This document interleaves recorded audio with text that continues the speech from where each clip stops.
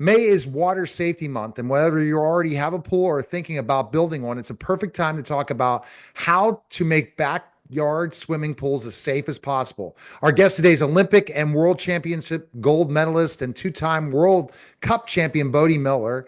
And he has a personal connection to this topic. In 2018, his 19-month-old daughter accidentally drowned in a neighbor's pool. Since then, he and his wife, Morgan, have been active advocates for water safety, sharing their personal story in the hopes of saving others from the same tragic loss.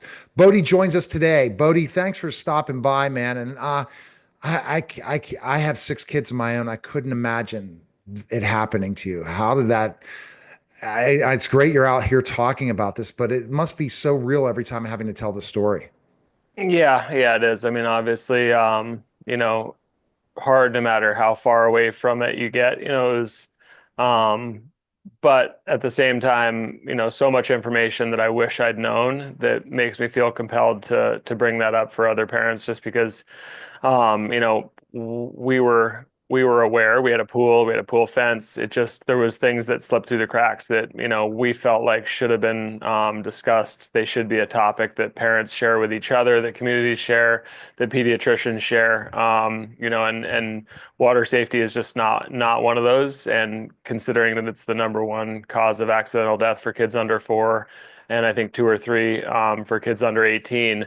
With kids, it's a topic that you should have been talked to about since your kids were born, and it just doesn't happen. So glad to be on here and trying to point people's attention in the right direction.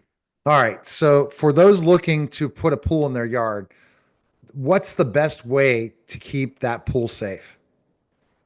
Well, I mean, obviously, if you're building a pool, the or actually on an existing pool, the CoverStar automated pool safety system is the best way to do it. You can enjoy the pool; it's not in your way when it's open, and then when you close it, it just becomes like normal ground. So completely sealed off. There's no way to get into it. So that's the best modality I've seen to eliminate the risk or mitigate the risk without ruining the experience. What can you share from a personal experience that can help parents protect their children? You talk about specifically the story, but by protecting and how it works and stuff like that. Yeah, I mean, I think it starts off with education and awareness, and then I think early swim lessons, survival swim is really important. Continuing swim lessons, but really building a culture of respect around water and making sure that it's fun and enjoyable and all the good things, but that there's that sort of respect of how to mitigate the risk because it is a dangerous situation and there's going to be water around all the time, for people as they grow up. So I think being aware of what your options are of how to mitigate risk, how to reduce the likelihood of these type of tragedies is just important to be able to have that conversation openly and share it with people. When you're out talking in the community about this and things like this, what are the biggest concerns for parents, especially after they hear this story? I mean, I think the statistics are always shocking, right? Like most parents don't know that the number one cause of accidental death is drowning for kids under 4, and then even more so, even maybe 18 and under is number 2 or 3. I think that kind of brings the awareness and sort of the urgency to the matter and the fact that it happens every single day. Um, but I think the information is there. It's just people don't sort of have that urgency of going and finding it. Go to um, coverstar.com or there's lots of websites that have great water safety information just to kind of understand protocols or things that work, ways to sort of operate around water, build a culture of respect around water for your kids or for people. But having that conversation be open with neighbors, parents of your kids' friends, and it's just I think it's kind of been missing. So seeing that kind of become more normalized is really important.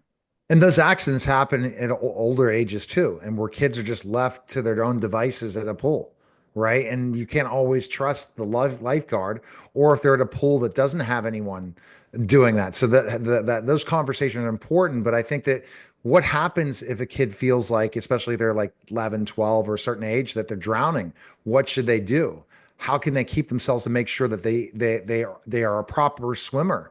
Because a lot of times we say, oh yeah, they're good to swim, but what type of water are they able to swim in?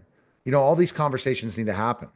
Yeah, yeah. And again, that's the information is out there. And I think when you look at it or you digest some of that information, some of it seems really common sense, but it's not put into practice regularly. And I think that's where those statistics kind of bring in the element of sort of importance to people, where having a pool watcher, whether it's a lifeguard or not, just having somebody who has their eyes on a pool, like you said, if there's older kids who are, a lot of times they play rough and they throw balls around, and somebody lands on somebody else in a pool, it can happen really quickly. And just having that kind of system in place where it's like one person, if everyone's just being out social and hanging out, just have one person who's in charge of that for this amount of time, and then if they have to step away or they want to break, have somebody else take over. Those are things that are really pretty manageable as long as you put the priority on them, and they can make a huge difference. And I think there's all kinds of things like that, protocols that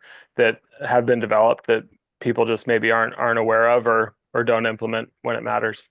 And Bodie, that's the key component at the end of the day, and to have that measures in place and different things like that.